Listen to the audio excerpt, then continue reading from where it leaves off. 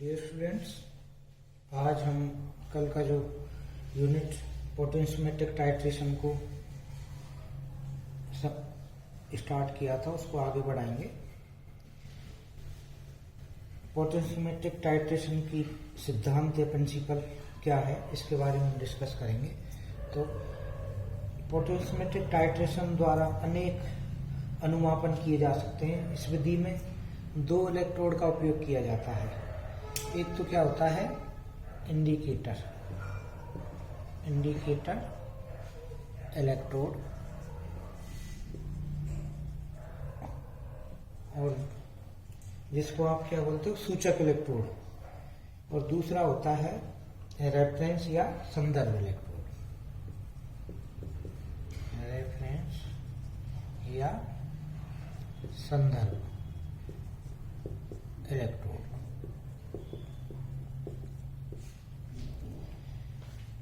Indicator electrode या सूचक electrode में पोटेंशियोमेट्रिक टाइट्रेशन में एक ऐसे इंडिकेटर इलेक्ट्रोड का चुनाव करते हैं जो अवक्रिय मिश्रण में उपस्थित आयनों के प्रति संवेदनशील हो, अर्थात जिसका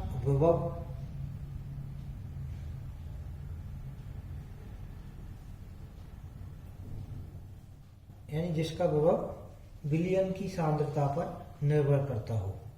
जो आप विलय वहां पे लिया है उसकी सांद्रता पर निर्भर करता हो। जबकि दूसरा आपका है रेफरेंस या संदर्भ इलेक्ट्रोड। संदर्भ इलेक्ट्रोड इस दूसरे इलेक्ट्रोड का विभव स्थिर रहता है। ज्यादातर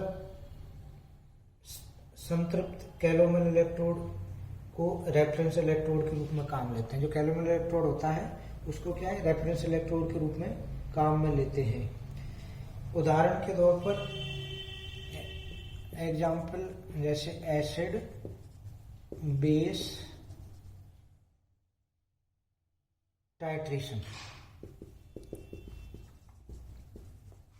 एसिड बेस टाइट्रेशन में हाइड्रोजन इलेक्ट्रोड या ग्लास इलेक्ट्रोड को सूचक इलेक्ट्रोड के रूप में काम लेते हैं, जिसका विभव H आयन की सांद्रता पर निर्भर करेगा। क्योंकि आपने जो हाइड्रोजन इलेक्ट्रोड है तो उसमें क्या होगा H आयन की सांद्रता पर वो सीधा सीधा उसका विभव निर्भर करता है। जैसे ES2 H plus ion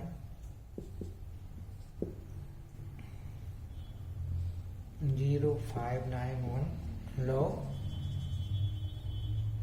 H plus ion,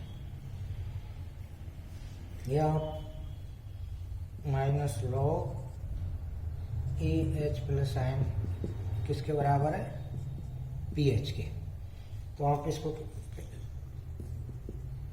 कैसे प्रदर्शित कर सकते हैं H प्लस बराबर 0.0591 pH। यही कहेंगे कि डायरेक्ट प्रोपोर्शनल किसके है इनटू इलेक्ट्रोड किसके,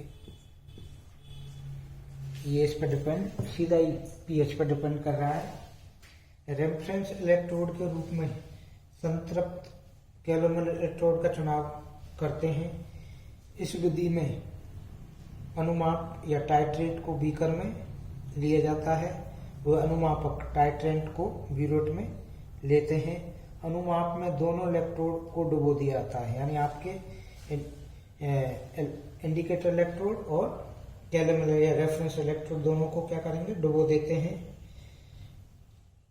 विभव मापी का मानकीकरण, यानी जब टाइट्रेशन करेंगे तो अपन उनको क्या करेंगे विभव मापी का स्टैंडर्डाइजेशन किया जाएगा।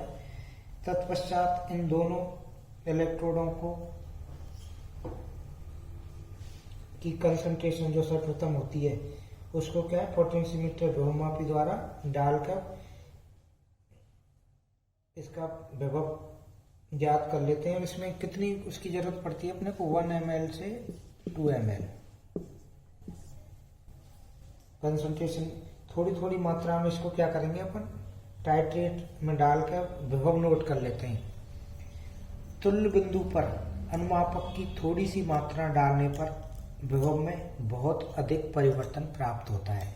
जब आप ये टाइट्रेशन करते हैं तो क्या लास्ट में आपको जो तुल्य बिंदु है एंड पॉइंट के आसपास क्या होगा, आपके थोड़ी सी मात्रा डालेंगे, उसी से विभव में क्या बहुत ज्यादा परिवर्तन होगा। अब डाले गए अनुमापक के आयतन और विभव ई के मध्य ग्राफ खींचते हैं। वह तुल्यांक बिंदु ज्ञात, इक्विवेलेंट पॉइंट ज्ञात कर लेते हैं। एंड पॉइंट ज्ञात करने का तरीका क्या है? एंड पॉइंट ज्ञात करना।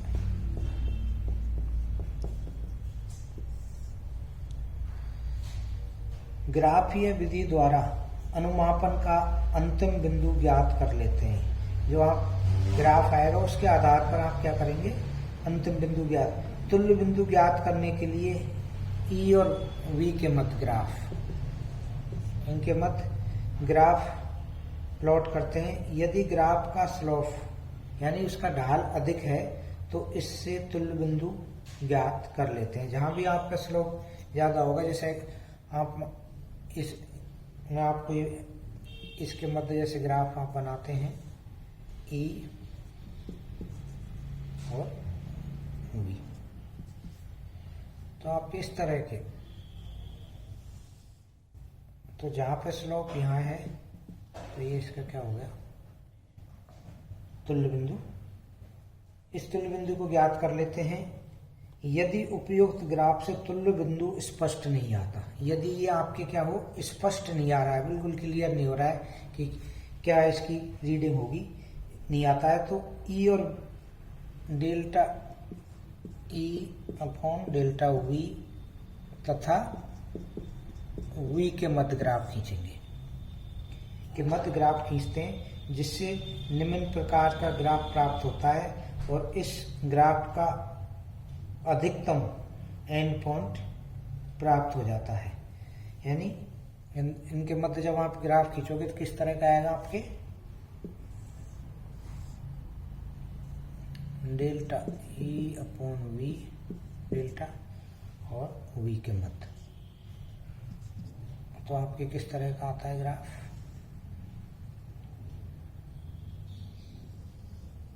तो आप क्या है इस तरह का इसका स्लोप, ये क्या हो गया आपके यहाँ पर एंड पॉइंट।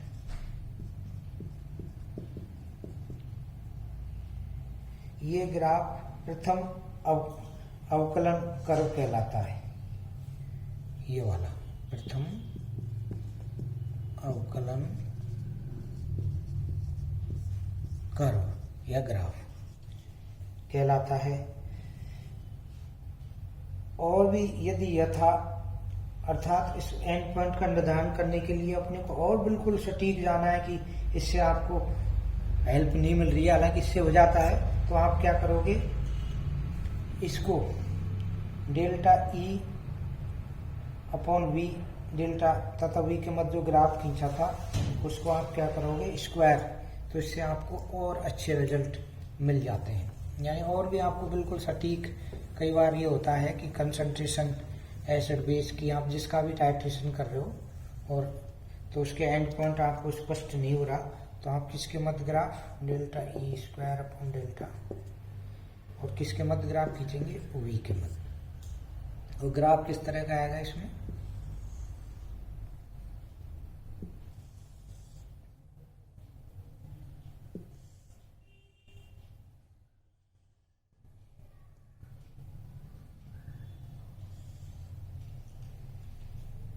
तो यहाँ पर डेल्टा ई का स्क्वायर डेल्टा वी का स्क्वायर, ये माइनस और ये प्लस आ जाएगा और इनके मध्य आप जो कि आप वी का कर रहे हो ये, अर्थात इसको एंड पॉइंट को और ज्यादा यथार्थता से ज्ञात करना है तो delta E square upon delta we square तथा वी के मध्य ग्राफ खींचते हैं जिसमें एंड पॉइंट ऊपर है, यहाँ पर ये आपके एंड पॉइंट है, एंड पॉइंट प्राप्त होता है। इसे इसका क्या नाम है, इसको क्या बोलेंगे, द्वितीय अवकलन वक्र या ग्राफ कहा जाता है। इसको पहले वाले को प्रथम अवकलन वक्र था और ये क्या हो गया, सेकंड या द्वितीय अवकलन वक्र प्राप्त हुआ। इसकी प्रायोगिक तकनीक पहले भी देख चुके हो, जो आप लैब में करते हो, प्रायोगिक तकनीक, जो कि स्टार्टिंग में अपन डायग्राम में देखा था। पोटेंशियोमेट्रिक टाइट्रेशन मेथड में काम आने वाले जो उपकरण होता है उसको अपन पहले भी देखा है। इसमें एक बीकर में क्या करेंगे, टाइट्रेट विलयन लिया जाता है। इस विलयन में दोनों इलेक्ट्रोड डुबोते हैं,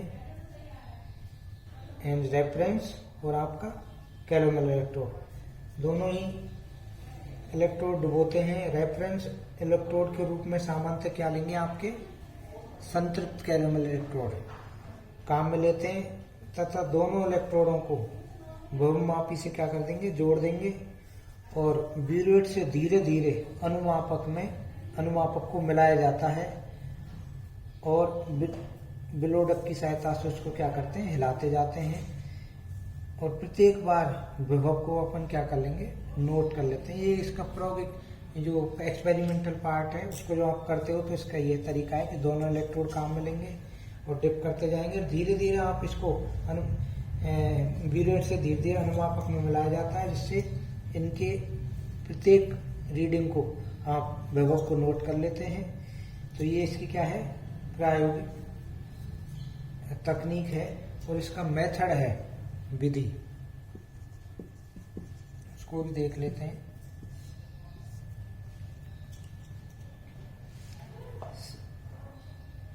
सर्वप्रथम ज्ञात सांद्रता वाले विलयन का एक निश्चित आयतन बीकर में ले लिया जाता है। सेकंड, इस बीकर में इंडिकेटर और रेफरेंस इलेक्ट्रोड को डुबो दिया जाता है। थर्ड में क्या करेंगे, दोनों इलेक्ट्रोड का संबंध विभवमापी से कर देते हैं। उसके नेक्स्ट विभवमापी को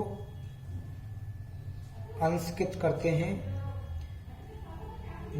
और ब्यूरेट की सहायता से अनुमापक विलयन को धीरे धीरे थोड़ी थोड़ी मात्रा में अनुमाप में डालते हैं और प्रत्येक बार विभव नोट कर लेते हैं। एंड पॉइंट के नजदीक अनुमापक की थोड़ी सी मात्रा मिलाई जाती है, जिससे विभव में अचानक तीव्र परिवर्तन होता है।